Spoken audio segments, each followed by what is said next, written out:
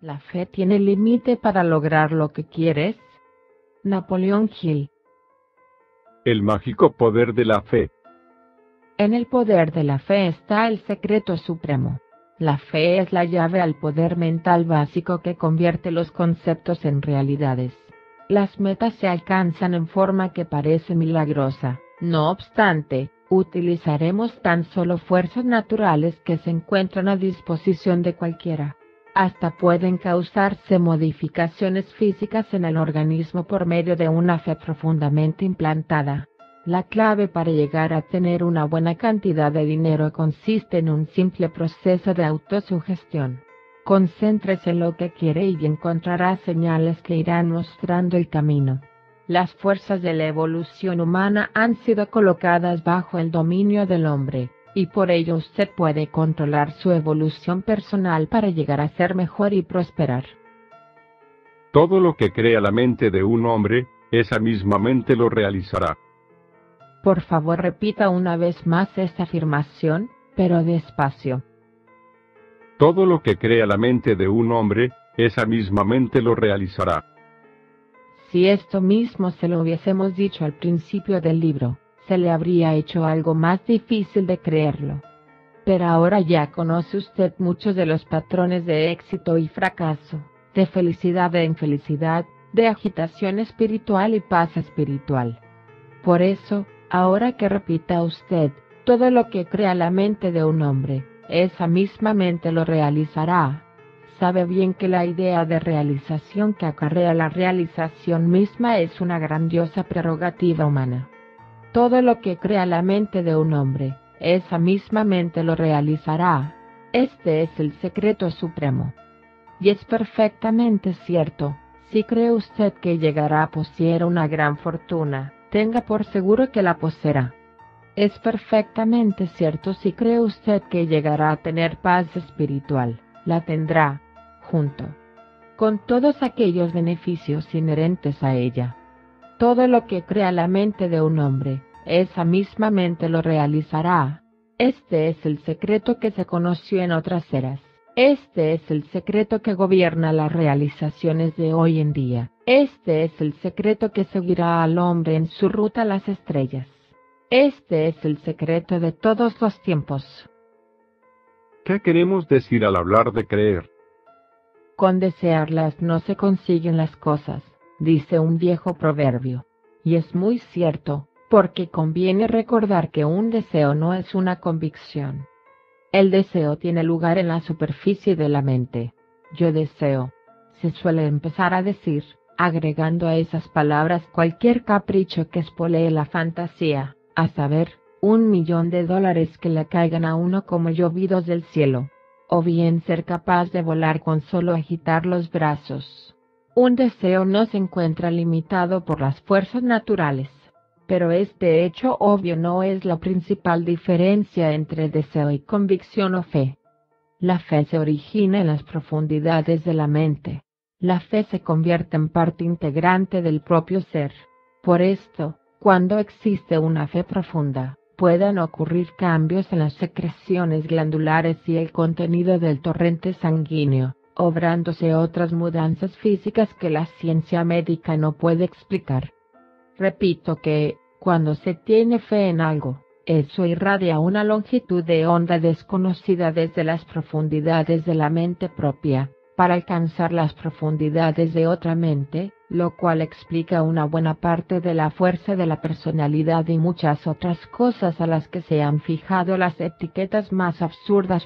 Es la creencia en una causa, mucho más fuerte que el deseo de conservar la vida, lo que hace que haya personas que prescindan hasta del instinto de conservación. Es la fe la que funda religiones, sustenta naciones, está por detrás de todo lo que se ha hecho en el mundo. La fe, insisto, es parte de usted, por tanto, usted puede realizar lo que cree, más aún cuando se posee una fe constante, verdaderamente constante, se vive de cierto. Consciente y subconsciente. Como alguien lo expresó, la mente consciente nos da pensamientos que conocemos. Por ejemplo, cuando se quiere uno poner los zapatos, escuchar la radio y conocer el pensamiento consciente, se actúa de acuerdo. Por otra parte, no hay por qué pensar que no puede uno calzarse o encender el receptor de radio, si así lo desea y tiene pleno disfrute de sus movimientos. Pero supongamos que hay alguna razón para no encender el receptor. Imaginemos que es el momento en que un cierto programa puede ser escuchado y que el gobierno es tiránico, por lo cual ha establecido penas para aquellas que escuchen la emisión. Además, se sabe que ni siquiera puede sintonizarse la estación en forma privada, porque hay sospechas de que existen espías en casa. ¿Encenderá usted o no el aparato? Eso dependerá en gran parte de su mente subconsciente, porque no es en la mente consciente donde somos temerosos o valientes, sino en algo más profundo. El subconsciente será quien dé órdenes al consciente, las cuales serán desconocidas para usted, y en el segundo surgirá entonces un pensamiento, este sí conocido para usted, el cual podrá ser. No lo hagas, porque terminarás en la cárcel, o bien afirmaré mi libertad de escuchar lo que me plazca, cualesquiera que sean las consecuencias, o quizás una transacción en los siguientes términos. Voy a hacer si ese fisgón del cuarto amueblado en el piso superior está ahí y, en caso negativo, encenderé la radio. Pero llevemos esto un paso más adelante. Supongamos que usted dice en su conciencia, encenderé la radio a las 9 en punto, sin importar lo que me ocurra. Pero esto no pasa de ser un simple deseo, no una convicción, mientras que en la subconsciencia se asila un miedo que propende a que no se encienda la radio. Entonces, la mente subconsciente aducirá toda especie de evasivas y excusas al consciente. De algún modo, usted procurará llegar tarde a casa, o entrará corriendo a la hora precisa de la emisión, pero accidentalmente tropezará con la mesa sobre la cual se encuentra el aparato, haciendo caer éste al suelo, donde será pedazos. Desde luego habrá sido un verdadero accidente, ya que su conciencia estará segura de que lo fue. O tal vez usted se comprometa a hacer algo precisamente a la hora del programa y luego recordar en forma abrupta, cuando su subconsciente le permita recordarlo conscientemente, que esa era la hora de la emisión y, a continuación, usted se vituperará por haber contraído un compromiso para esa misma hora. No quisiera que usted creyera ver en todo esto una falta de sinceridad, ni una implicación de que ninguna consideración podría ser más fuerte que el derecho a encender el receptor. No, lo que hay que hacer es verlo con mirada amplia. La mente subconsciente es el amo escondido. Es probable que esto lo haya experimentado más de una vez al decir que no hará determinada cosa por ir en contra de sus principios. Un auténtico principio es la firme convicción que es parte integrante de uno y, por supuesto, algo sumamente útil y necesario. La mente subconsciente es el amo escondido y da órdenes al consciente. Pero el subconsciente, como ya debe saberlo usted después de leer las páginas precedentes, es un tipo especial de amo. Suele entrar en pláticas con uno, por decirlo así, y discutir la posibilidad de modificar algunas de sus disposiciones, cancelar otras, o sustituirlas. Decida, pues, la fe que usted quiera, plántela con firmeza en su subconsciente, y éste procederá a ordenar al consciente que se comporte de acuerdo con esa convicción. Deje que su fe incluya el concepto de realización, y su mente subconsciente encontrará los medios para que se verifique dicha realización que, si se basase en la fuerza de un mero deseo, no llegaría nunca a cristalizar. Ya podrá usted interpretarlo como buena suerte y coincidencias afortunadas, pero la realidad será que sus sentidos se han agudizado en dirección a la realización querida, mediante un poderoso fluir de energía y recursos, un sintonizar con otras mentes cuya ayuda de otro modo habría sido desaprovechada, y otros aspectos más. La verdad es que no existen palabras para expresar lo que es el poder de la fe. Todo lo que se requiere es que usted sienta que la fe le impulsa hacia la meta de realización que se fije, y sabrá entonces que una fuerza irresistible está a su disposición. ¿Existe un límite para lo que puede realizar la fe? Si lo hay, nadie lo ha visto. A menudo he dicho que en ocasiones podemos valernos de fuerzas existentes más allá de nuestros sentidos ordinarios. Aclaro que no se trata de fuerzas sobrenaturales, sino naturales que apenas estamos empezando a entender. La fe sembrada en lo hondo del subconsciente contribuye poderosamente a conseguir la ayuda de esas fuerzas invisibles.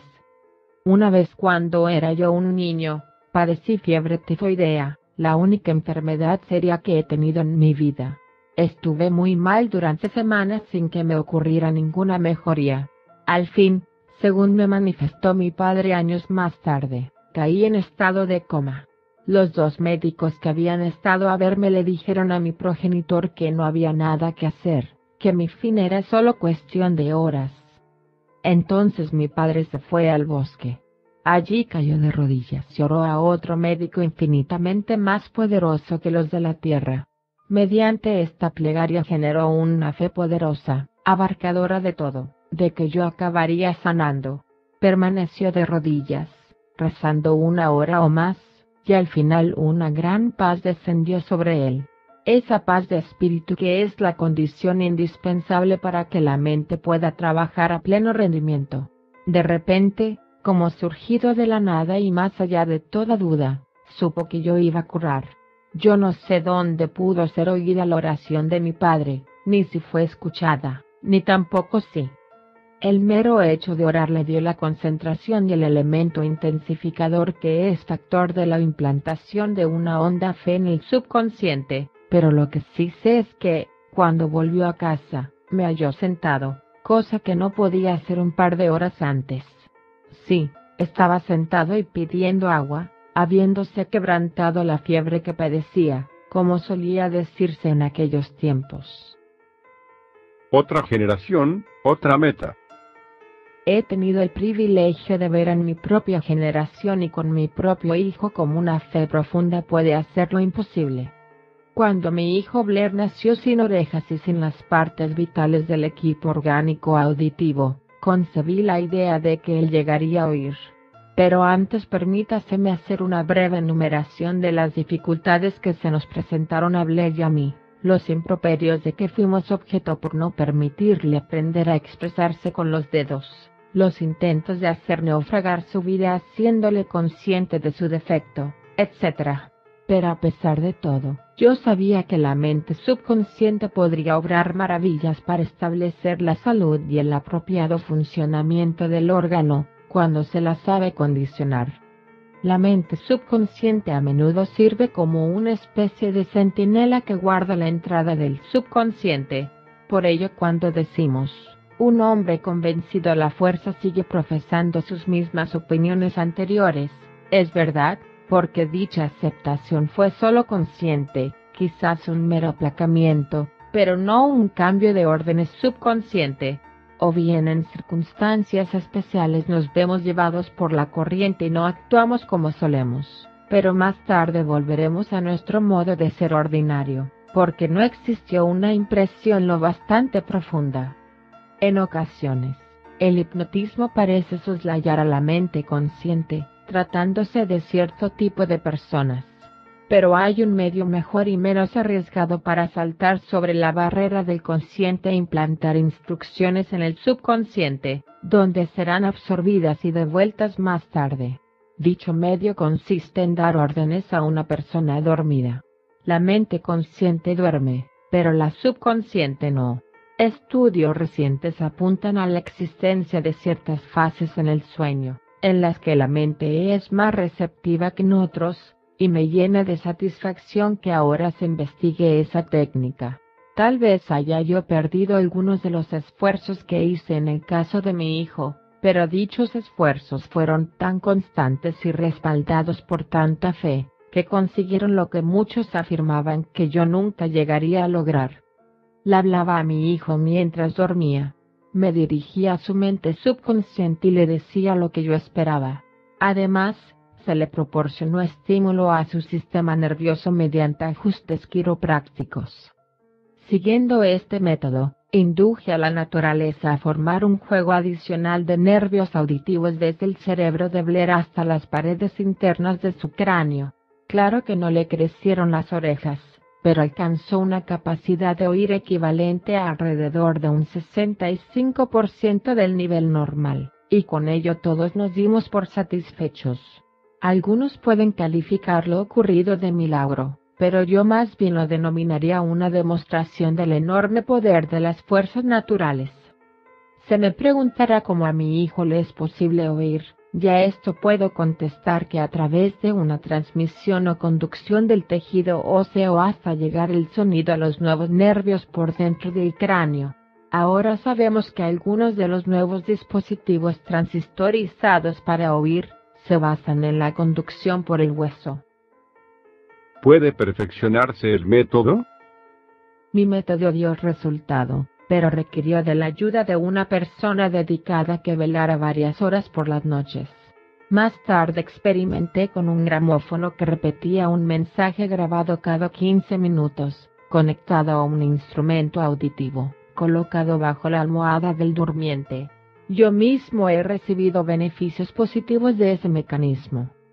Sabemos, también, que dispositivos semejantes se venden al público. Estos artefactos se han visto beneficiados por los modernos adelantos en la grabación y transmisión del sonido, pero su principio es el mismo. Al mismo tiempo, he tenido conocimiento de investigaciones efectuadas recientemente en el campo de la técnica para la enseñanza durante el sueño, las cuales apuntan a algunas de las dificultades con que pueden toparse las personas que recurran a ellas. Primero que todo, no es suficiente el solo artefacto, porque es requisito indispensable que haya una convicción de que la mente subconsciente puede recibir mensajes mientras la consciente duerme. Una mente escéptica tal vez no obtenga ningún beneficio de los mensajes. Por otra parte, una mente llena de miedo o sentimientos de inferioridad, o de ambos, pronto llegará a la conclusión de que el aparato es muy dificultoso de usar. Luego vienen aquellas personas cuyo sueño se ve tan afectado por la existencia de un mecanismo junto a su cama, que sus mentes conscientes nunca quedan fuera de acción. Es probable que pudieran condicionarse a dormir, con máquina o sin ella, pero sospecho que la mayoría estaría ansiosa de devolver el dispositivo dentro del tiempo límite de su garantía. Hay también quienes se esfuerzan por negar todo beneficio que obtengan mediante la enseñanza durante el sueño. El mensaje dirigido al subconsciente, mediante la grabación gramofónica o de otro tipo, requiere de tiempo para echar raíces, por así decirlo, en la multitud de celdillas cerebrales. Pero esto no se llevará a cabo si se permite que la mente consciente, en las horas de vigilia, albergue pensamientos negativos. Por ejemplo, el recuerdo de algún fracaso, o la preocupación exagerada de lo que otras personas pueden pensar de determinado curso de acción y cosas semejantes. Para terminar, diré que mi experiencia es que los mensajes grabados deben ser reforzados cuando el individuo se encuentra en estado consciente, perfectamente despierto. Debe memorizar los mensajes dados por la noche, los cuales, desde luego, no tendrán otro espíritu que el de persuadir de lo que debe realizarse, prescindiendo de cualquier acumulación de impedimentos imaginarios. Debe repetir estos mensajes por entero positivos y concentrados, muchas veces al día, para que su mente consciente se acostumbre a ellos, y a través de un acondicionamiento reiterado, pueden pasar a su subconsciente. El método de aprender mientras se duerme puede llegar a un grado de perfección tal que abra grandes perspectivas al perfeccionamiento del individuo. Pero desde ahora puede ser de suma utilidad y hago hincapié en el mismo más bien como una ilustración de la forma en que el subconsciente puede y quiere aceptar órdenes que seguramente le servirán a usted de guía llegando hasta el punto, como ya lo he relatado, de causar mudanzas admirables en el organismo. El presente audio enfatiza el hecho de que cada uno de nosotros lleva en su interior los medios de forzar la propia grandeza, conociendo el secreto supremo, lo que la mente humana puede crear, La mente humana lo puede realizar. Usted sabe bien que posee lo único que se requiere para aprovecharlo, la mente, además de ese otro ingrediente indispensable, un mundo repleto de riquezas y palpitante de oportunidades. Un nuevo enfoque de lo que es la mente y el cuerpo. El secreto supremo es, todo lo que crea la mente de un hombre, esa misma mente lo realizará. Tan válido como esto, sería decir, lo que la mente crea, esa misma mente lo puede realizar, pero ahora quiero subrayar el poder de la mente humana. Ninguna otra criatura viviente puede dominar su mente como el hombre, lo mismo que sentir y explorar sus potencias, así como hallar modos para aumentar dichas potencias hasta un punto que casi sobrepasa la imaginación. Usted está acostumbrado a ser hombre. Haga una pausa para reflexionar en lo que significa serlo. El Dr. Pierre Leconte Dunoux es uno de los grandes comentadores modernos del hombre y su mente. Tengo señalado un pasaje de su estupendo libro intitulado Human Destiny, el destino humano, que suelo mostrar con gusto a quienes no conciben cómo la mente puede curar al cuerpo. Dice dicho pasaje: el cuerpo humano consta de entidades diferenciadas que reciben el nombre de células, cada una de ellas dotada de propiedades por completo distintas. Entre ellas se encuentran esas plebeyas, prolíficas y ordinarias, las fibroblastos, las químicas independientes del hígado y la médula, esas otras que obedecen las órdenes transmitidas por el cerebro y el sistema nervioso, y que saben cómo elaborar en forma instantánea, en la punta de los nervios, la acetilcolina que contrae los músculos y la adrenalina que los distiende. Existen también las células nobles, las piramidales del cerebro, que viven en orgullosa esterilidad y nunca se reproducen a sí mismas. Están las nerviosas, que transmiten órdenes y reacciones, asimismo otras que defienden, otras que protegen, y otras que curan. De la coordinación del todo, emerge la personalidad autónoma del hombre. Esta breve descripción apenas si toca al estupendo grupo de factores de que dispone el hombre en el conjunto de su cuerpo y cerebro para la proyección y utilización del poder del pensamiento. Constituye un reproche importante contra los sistemas educativos que privan en el mundo el hecho de que la mayoría de las personas que vienen a la Tierra vivan su vida sin percatarse de ese poder y del hecho de que sus vidas son hechas o deshechas por causa de ese mismo poder. Pero, lo que es peor, se nos enseña todo linaje de cosas y rara vez cómo utilizar nuestra mente para la consecución de la única, indispensable forma de riqueza, la paz del espíritu. Es también una pena que los que profesan una religión se preocupen tanto por aprender a prepararse un lugar en el cielo, y tampoco a prepararnos para vivir próspera, pacífica y felizmente en este mundo, ahora mismo. Constituye un balcón para nuestra civilización el hecho de que una enorme mayoría de las personas mantenga casi toda su fuerza mental centrada en sus temores más que en los conceptos y profundas creencias que justamente pueden proporcionarles lo que quieren, no aquello que tanto temen. Todo hombre puede sobreponerse. El Dr. Dunoux señala con dramatismo el poder del ser humano para trascender sus limitaciones y extender sus potencias. Todos tenemos un papel que representar, pero solo lo representaremos bien a condición de esforzarnos por hacerlo mejor, de superarnos. Es este esfuerzo el que constituye nuestra participación personal en el proceso evolutivo, nuestro deber. Si tenemos hijos, habremos colaborado en una medida modesta, estadística, pero a menos que desarrollemos nuestra personalidad, no dejaremos trazo en la auténtica evolución humana. Nota: las cursivas son mías. Salta a la vista que el Dr. Dunoux reconoce la importancia de que cada individuo ejerza su privilegio de seleccionar sus pensamientos, a efecto de crecer en un sentido mental y espiritual. Porque sigue diciendo: el ser inteligente, dice Bergson, lleva dentro de sí lo necesario para superarse. Se impone que lo sepa el hombre y es de todo punto necesario que trate de aprovecharlo. El incomparable don del cerebro, con sus admirables poderes de abstracción, ha dejado sin efecto los lentos y en ocasiones morosos y torpes mecanismos empleados por la evolución hasta ahora.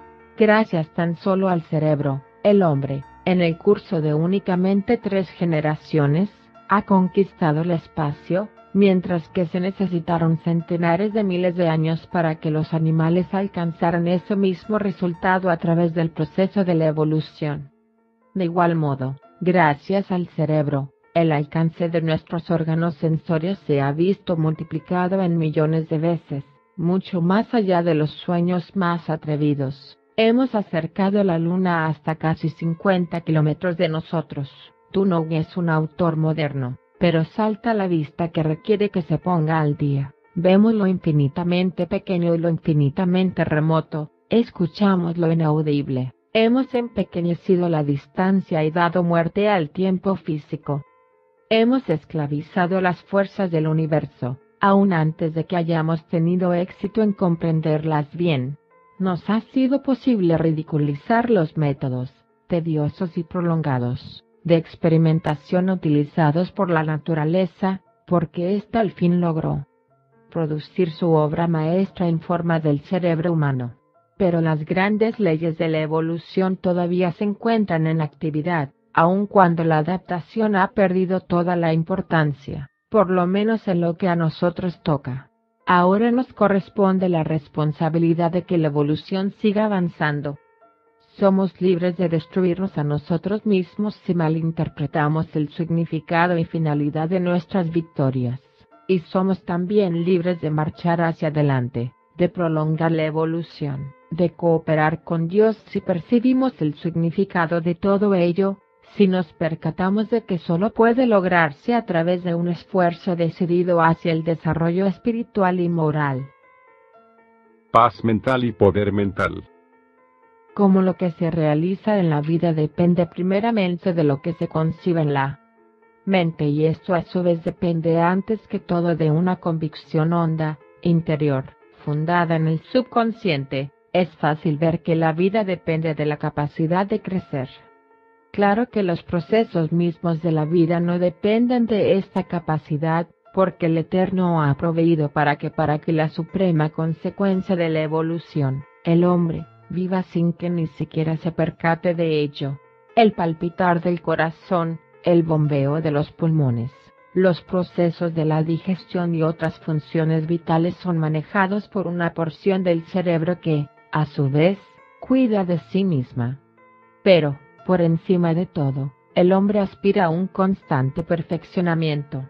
Aspira, sí, y alcanza las cumbres de sus aspiraciones. Llegado a una meta, distingue lejanas cumbres que le esperan en el horizonte, y hacia ellas se encamina, siempre ansioso de escalar. Y después de esas cumbres habrá otras, y otras más. Es un hecho significativo que los filósofos siempre hayan reconocido el poder de la mente tranquila, serena. Esto no quiere decir que esté vacía de aspiraciones. Más bien se designa así a la mente que puede contener, juzgar y evaluar las más elevadas formas de aspiración.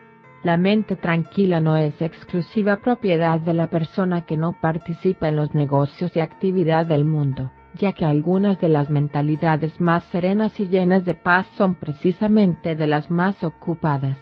Me permito insistir en que el lector tenga muy presente que, al hablar de paz, nos referimos a una paz interior como un núcleo tranquilo alrededor del cual todo gira, como la inmensa turbina que hace un trabajo útil y pleno de energía, pero que toda ella gira alrededor de un pivote inmóvil en su centro.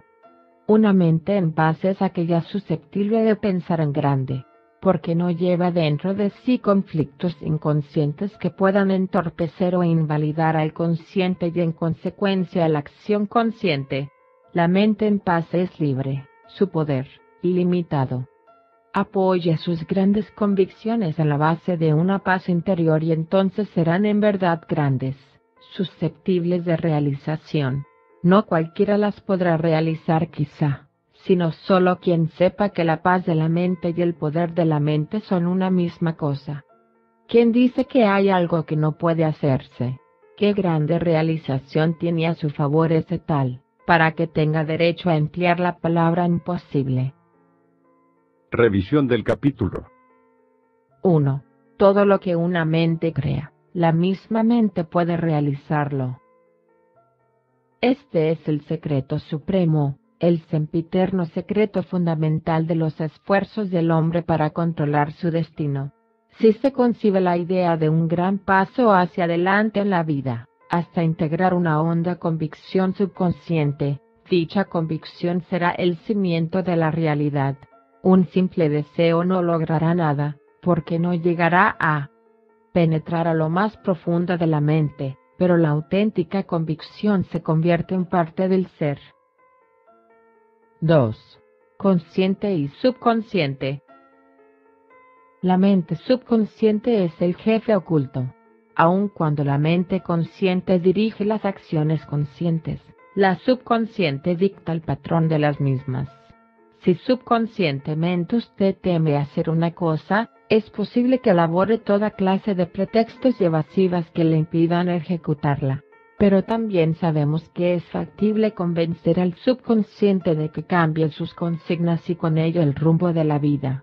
La mente subconsciente es sede de toda convicción profunda que constituye la guía constante del individuo. 3. El subconsciente no reconoce límite a su poder. La utilización adecuada de la mente subconsciente nos pone en relación con las fuerzas que trascienden a los sentidos ordinarios. Los pensamientos pueden ser transmitidos a la mente subconsciente de una persona dormida, soslayando la vigilancia de la mente consciente. Este es el secreto de las en apariencia milagrosas curaciones. Los métodos de aprendizaje durante el sueño son susceptibles de perfeccionamiento para abrir nuevos horizontes al poder mental.